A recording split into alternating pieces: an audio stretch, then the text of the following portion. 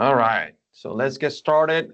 Thank you everyone for joining us today to this webinar, The Consequences of False Emergency, presented by OKA11. Joining me today is my colleague, Haley Manning. She's the manager of the Education and Outreach Department here at OKA11. She'll be here with us responding any questions at the end of the webinar, if anybody has a questions or anything that she can help, she'll be here to assist. My name is Luis Rendon, and I'm the bilingual liaison for OKA11. In our webinar today, we'll be focusing and explaining the false emergency requests, what they are, and why they are a growing issue, and the real consequences that they can create. One question that I have for everybody before we start the webinar, and it's a pretty straight question, if you guys can be really honest, is have you ever turned in an emergency ticket that wasn't truly an emergency? And if you do, or if you have by any chance, please add it to the chat box, and just, we're really interested in seeing some of those cases. So let's get started. Today's agenda, it'll be between 30-minute webinar, and we'll define what qualifies as an emergency locate request under Oklahoma law. We'll also identify common misuse scenarios and why they occur. We'll explain the operational, financial, and legal consequences of false emergency requests. We'll also outline best practices to prevent misuse and improve ticket accuracy.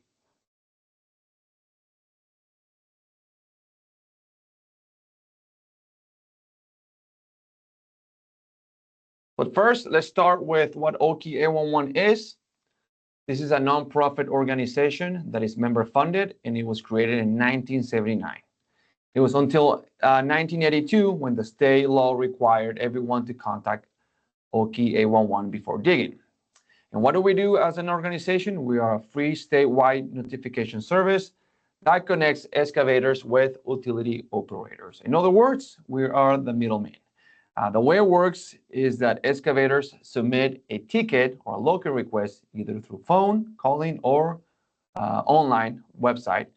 OKA11 notifies all utility operators in the dig area. Then operators send locators, they dispatch their locators to mark lines within 48 hours. So excavator can start digging. Why is it so important? It's because it protects people, prevents outages, avoids costly damages, and saves lives. Part of what we do and our responsibility here at OKA11, we operate 24/7. OKA11's online system is available every day, all day, 24/7, and tickets can be submitted anytime. The call center, however, is open Monday through Friday from 6 a.m. to 6 p.m. for phone requests. After hours, only emergencies, repeat notices, and damage reports are accepted by phone. And this helps to ensure both emergency and regular locate requests are always handled. We distribute requests. Every locate ticket is processed and routed to the facility operators in that dig area. And this is how excavators and operators can stay connected through OKA11. We also keep records. All tickets, operators' responses, and communications are logged and stored. These records support compliance, audits, and investigations when needed. We also keep records of all of these communications for up to 4 years. Also at OKA11, we educate and train, some of the stuff that we're doing here today. We provide outreach, safety training, and education for the public, contractors, and operators.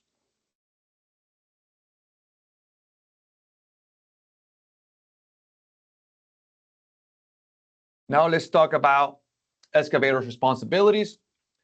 They always have to request locates, always call 811 before digging. Even if there are small projects like planting a tree or putting in a mailbox, they always have to call 811. The national stat provides that every 6 minutes a line is damaged in the US when 811 is not called. Excavators also have to maintain their marks.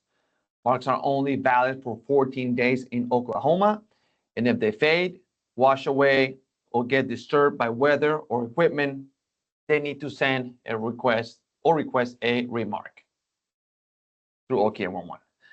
They need to keep their marks clear to protect them and their crew. And last responsibility is to excavate safely. They have to respect tolerance zone in Oklahoma. It's 24 inches on each side of the marks. They have to use hand tools or vacuum excavation when they are close to those lines.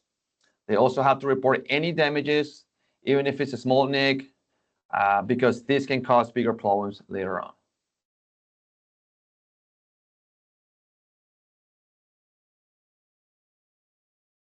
Another player that is important within the stakeholders is the facility operators and locators. Their responsibilities are to maintain their maps within the 811 system. They have to keep the digital service area boundaries accurate in the OK11 system. Outdated or missing maps equaled, or they can translate into notifications that don't reach the right operator, which can create risks.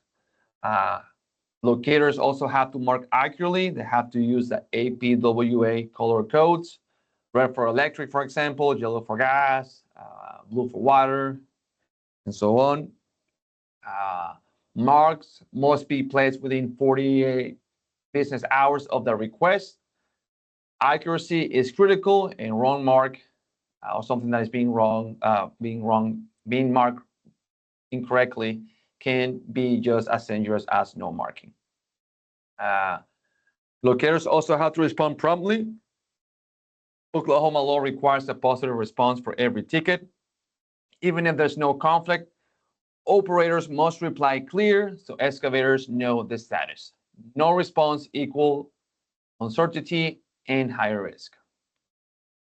And last, operators and locators have to stay reachable. Operators must have contact personnel available for coordination. Excavators sometimes or often need clarification or emergency support. Accessibility ensures issues are resolved quickly.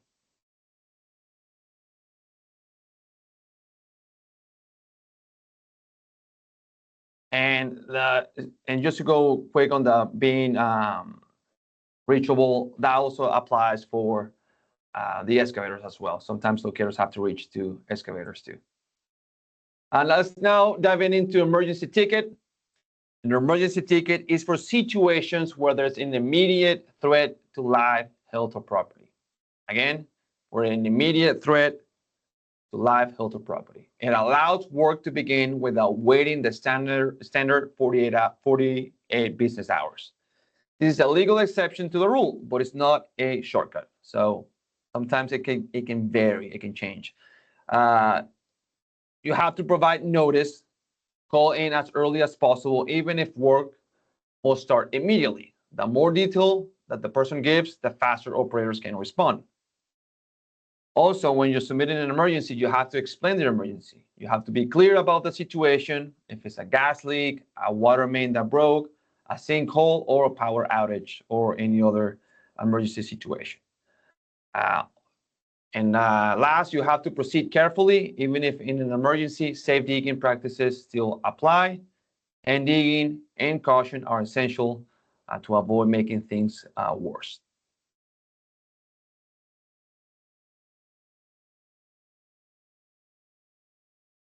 What happens when an emergency request is issued? Once an emergency ticket is submitted, OK 811 immediately transmits the ticket to affected facility operators through their standard delivery methods. Either it's email, FTP, ticket management system, or others. In addition, operators can, or actually are contacted directly, it'll be a phone or text messages, to alert them that work is happening on an emergency basis. Operators typically dispatch locators immediately to mark lines or coordinate directly with the excavator on safe excavation procedures. If immediate marking is not possible, operators may contact the excavator directly to coordinate safe digging around their facilities. And the reason this is so important is because this is a critical process that relies on accurate information and genuine emergencies to function properly.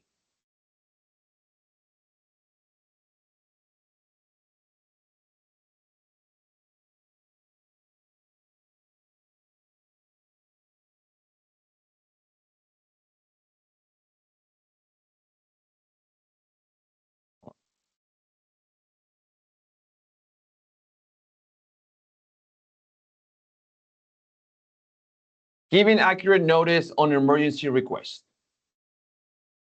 For emergency local requests, there's no minimum notice period. You can give as much or as little notice as it is practical. OKIN 811 is always going to ask one question, or one quick question if, in this case. What time will the work begin? Often, or usually historically, many excavators just say in 2 hours by default, even if their crew is not actually mobilized yet. So sometimes it's just first thing they say is 2 hours. That creates kind of like a real operational issues for operators and locators. They drop what they're doing to respond immediately, only to find no one's on site. The best practice is to give as much realistic notice as possible, because this will help operators plan their response, prioritize emergencies, and get locators to the scene at the right time. This will improve efficiency and safety for everyone that's being involved.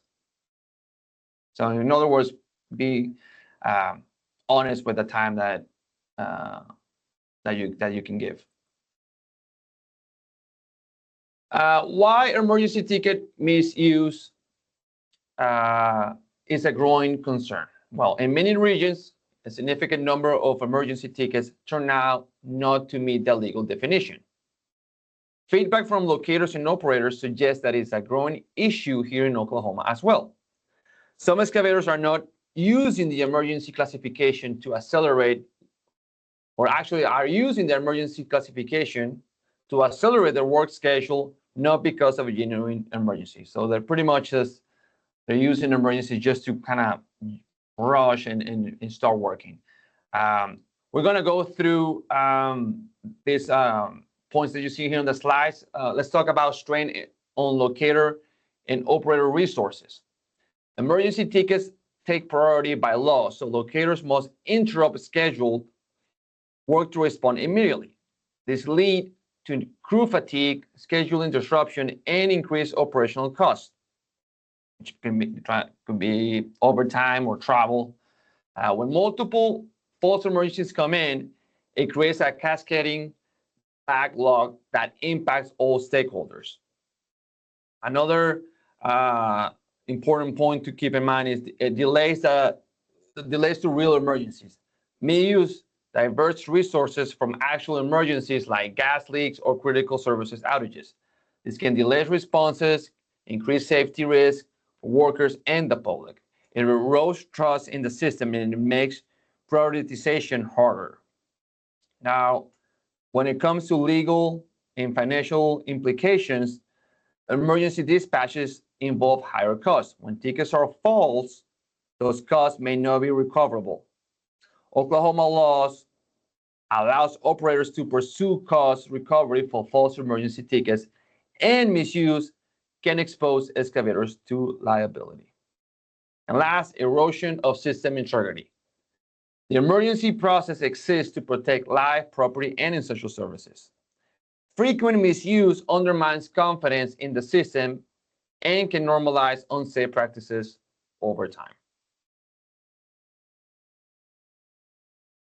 Now we're going to go through some actual examples. We're going to talk about legitimate emergencies, potential, and real scenarios. So we're going to start with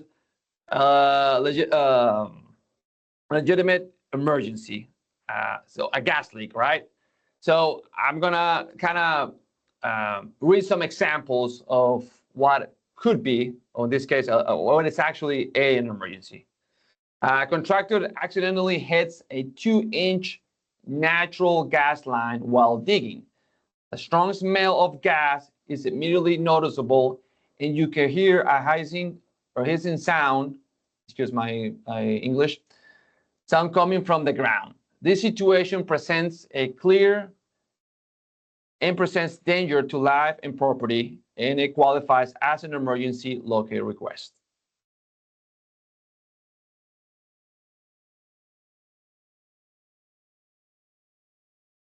Another legitimate emergency: broken water main line. The construction crew accidentally hits a city water main line while digging, causing water to gush into the street and flood nearby intersections.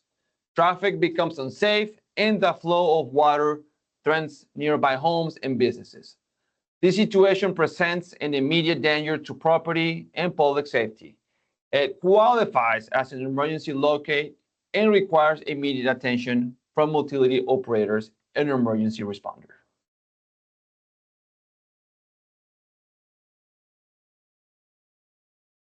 Now we're going to jump into potential emergencies. In this case, a fence repair. And the scenario is, let's say a landowner reports a broken fence and wants to dig to install a new post immediately. At first, you would think, well, this sounds routine. It's not an emergency. But if cattle escapes and enters to the roadway, that becomes a safety hazard.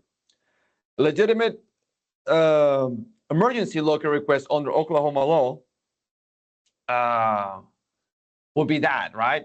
And this is an imminent danger, not an urgency or inconvenience, but it's actually a true emergency because it's threatening life, health, or property.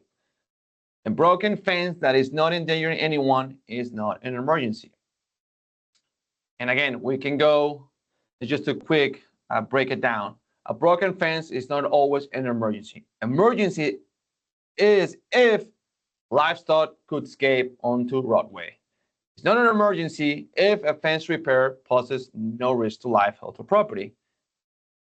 And you still have to evaluate risks, not convenience, before classifying.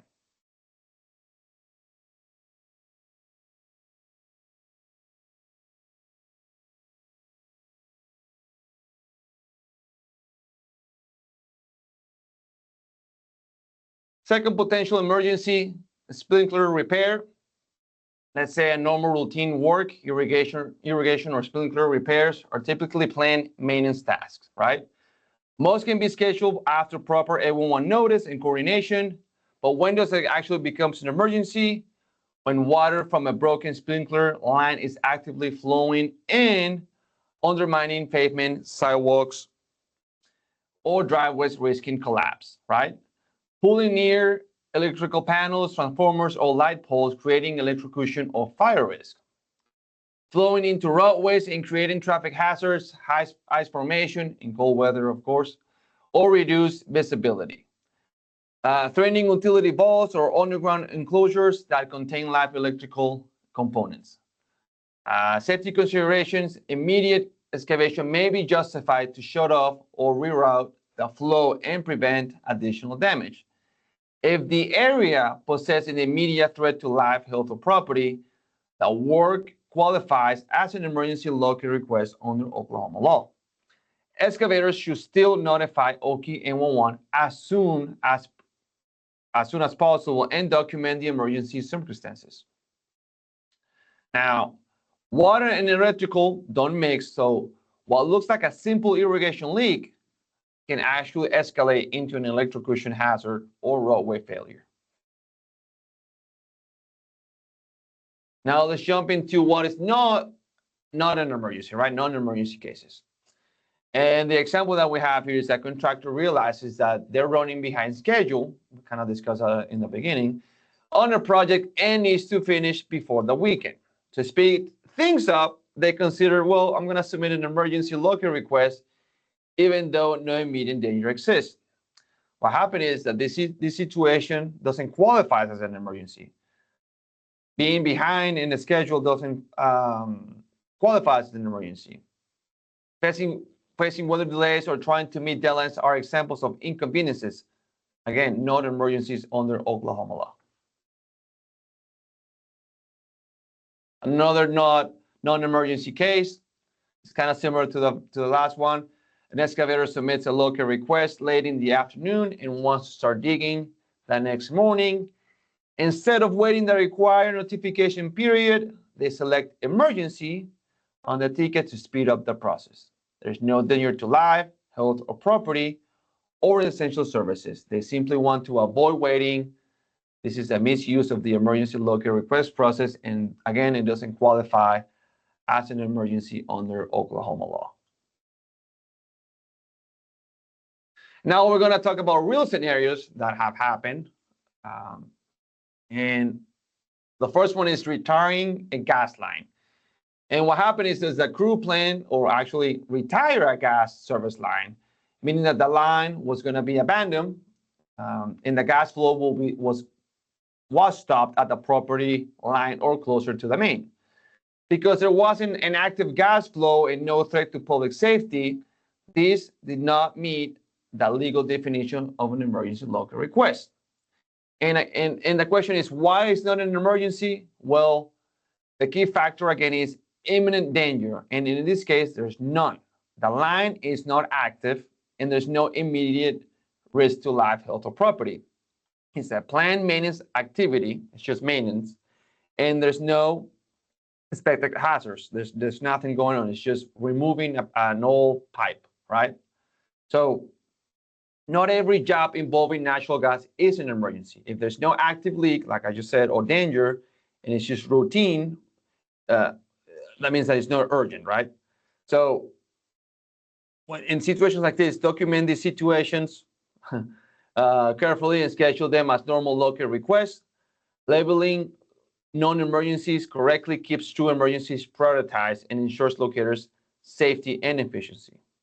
And just kind of like to break it down again, this case, just for future reference, retiring a gas service line is not an emergency. Flow stopped at property line or main, no active hazards. There's nothing going on. There's no gas leak, nothing. It's just removing of the pipeline. There's no threat to life, health, or property, and it's just a routine work, and it's not, it doesn't go under the emergency classification. Another real scenario, a sewer line was damaged during excavation. The contractor submitted a new ticket labeled as an emergency to reroute the line. Emergency excavation would apply only if the damaged line is actively leaking, causing environmental contamination, or posing a health hazard that must be corrected immediately. Once the leak is stopped or the area is stabilized, a rerouting of the line is considered planned work, not emergency work. The reroute is a design change of relocation, which can and should follow normal notification procedures and wait the required notice period. How to clarify with the contractor? You could explain this in a simple way. Emergency excavation applies only to work necessary to eliminate an immediate threat to life, health, or property. In this case, and I'm going over again the case just in a little more simple way. Repairing the broken line to stop the discharge. Once the emergency has been addressed, rerouting or replacing the line is considered standard construction work and should follow normal ticket timelines. And the last one, real scenario, cable services. A contractor submitted an emergency local request to bury a temporary cable line that was laying across a yard. When asked what the immediate danger was, the contractor started, it's a trip hazard. A trip hazard doesn't qualify as an emergency excavation under Oklahoma law. There was no current threat to life, health, or property requiring immediate excavation. The correct solution would have been to temporarily move or secure the line until a standard locate could be processed. Why is this so important? It's because emergency tickets are meant for imminent hazards such as broken gas line, flooding, or electrical exposure. Using emergency tickets for minor hazards diverts locators' resources from true emergencies. It can cause unnecessary overtime and dispatch costs. And some of the misuse and impact, marking routine or scheduled work as an emergency, pull locators, and we've mentioned this a couple of times, it pulls locators from actually true emergencies, submitting last-minute tickets to escape the 48-hour wait.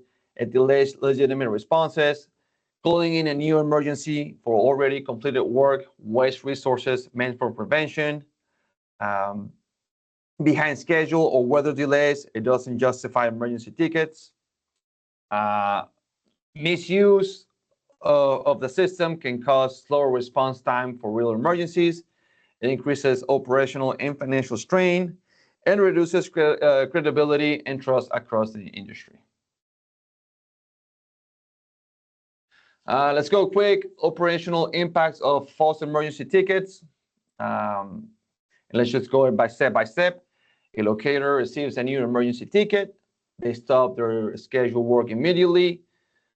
They drive to the reported site, often outside their planned route. They discover the situation is not actually an emergency, and as a result, other jobs are delayed or rescheduled. If a real emergency comes in afterward, response time is slowed. And who is being affected by this? Locators. And that's one of them, because they will face increased stress, longer hours, and safety concerns from rushing. Operators as well. They will experience scheduling disruption and higher overtime or travel costs. And also excavators will be affected by this. They ultimately will deal with longer project timelines and may face liability if emergency is misused.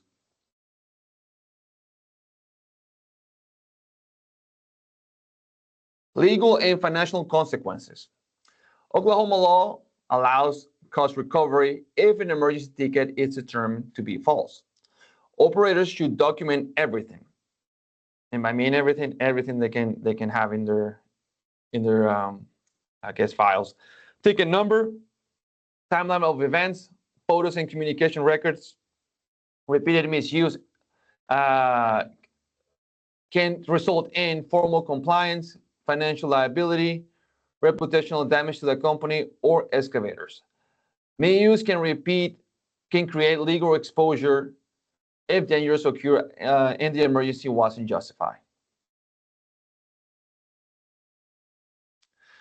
Best practices in prevention for excavators. Emphasize that teams should be trained to understand the legal definition of an emergency ticket. Not every urgent job qualifies, and that's pretty much what we talked through the whole presentation. Encourage a quick internal review process before submitting tickets to ensure that they meet emergency criteria. Many misuses stem from poor planning. Remind them to schedule work ahead to avoid unnecessary emergency requests. And for operators, operators should track patterns of misuse to identify repeat offenders and help reduce unnecessary calls. Instead of penalizing immediately, offer a feedback and education, reinforce that prevention benefits everyone, and send clear expectations in agreements, policies, and pre-construction meetings to minimize misunderstandings. OCC Enforcement Authority, the Oklahoma Corporation Commission, or OCC, is the only agency in the state that enforces the authority when it comes to high-pressure gas and hazardous liquids pipelines. If an emergency ticket is misused or damage happens near these critical facilities, the OCC can open an investigation. They're pretty much the watchdogs, but again, it's everything related to gas lines.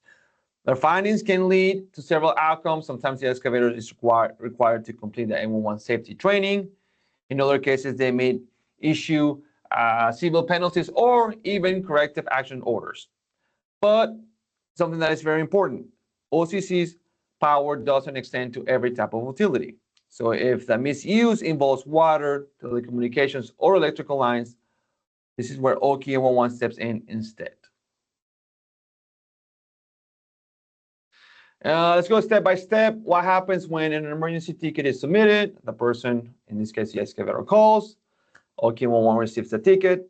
They send it, they forward it to the operator, and then the operator gets a notification. And After that, the operator dispatched that locator to go and mark, and eventually they can start digging as well.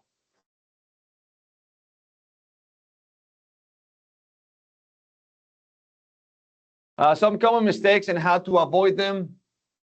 Even people that have a lot of experience can make mistakes in the professional environment, and this can delay, in this case, in this industry, can lead to damages, delays, or fines.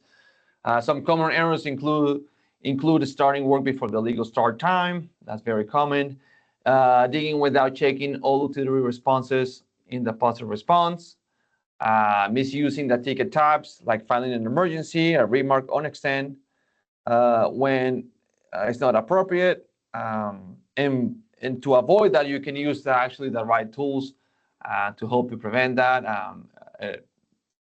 OK11, the Escovero portal that we have there, it helps you manage and track tickets in real time.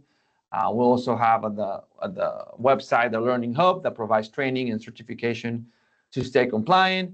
And we also have the Escovero Guide and Law to explain responsibilities under the Oklahoma law.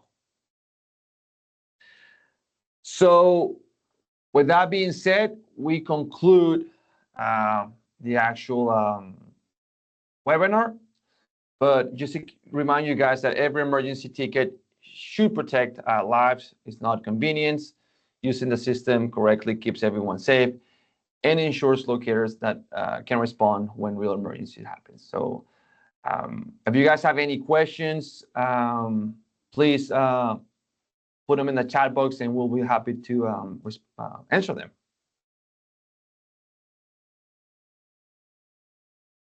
Thank you. And this is Haley with OK11. I want to thank Luis for an excellent presentation on the consequences of false emergencies.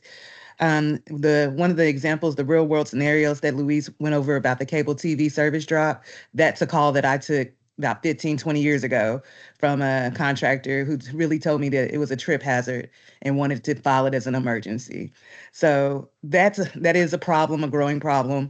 And hopefully this presentation will help you guys understand what is a true emergency versus what is something that could be urgent, but still needs to wait the legal required time frame.